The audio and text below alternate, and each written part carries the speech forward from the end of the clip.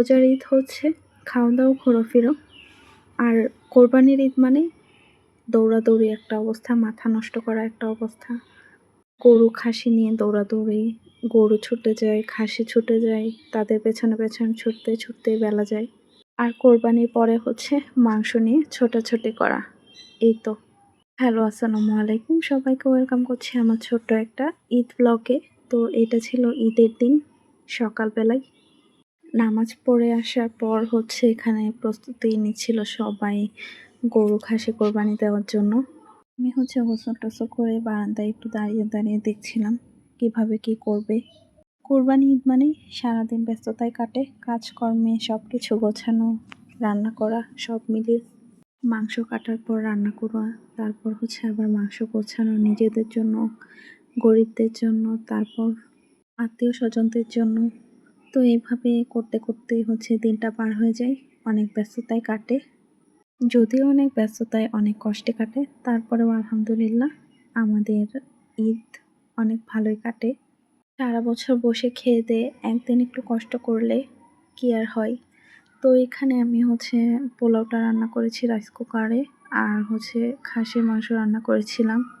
মাংসের কালারটা অনেক সুন্দর আসছে, আর মাংসটা খেতে অনেক মজা লেগেছে। তো এর সাথে আমি হচ্ছে ডাল রান্না করেছিলাম। কোরবানির মাংস যেভাবেই রান্না করা হোক না কেন, সবসময় মজা হয়। অন্যান্য দিনও মাংস রান্না হয়, তবে এতটা মজা হয় না যতটা কোরবানির মাংস রান্না করলে হয়। ঈদের দিন যে মাংসের তরকারিটা রান্না করা হয়, ওই তরকারির মতো মজা আসলে আমার কাছে মনে হয় না কখনো হয়। এখানে আমি হচ্ছে একটু পাতলা মসুর ডালটা রান্না করেছি। মাংসের সাথে একটু মসুর ডাল না হলে চলেই না। আর শুধু নিজেদের চিন্তা করলেই হয় না, বাচ্চাদেরও চিন্তা করতে হয়। আমার বাচ্চাদের হচ্ছে ডাল ছাড়া চলেই না, সবসময় ডাল লাগবেই। আমার বাসায় হচ্ছে মাসের ৩০ দিনই ডাল রান্না করা হয়, কারণ আমার বাচ্চারা ২ বেলাই ডাল দিয়ে ভাত খায়। সাথে অন্য কিছু খেলেও ডাল ওদের লাগবেই।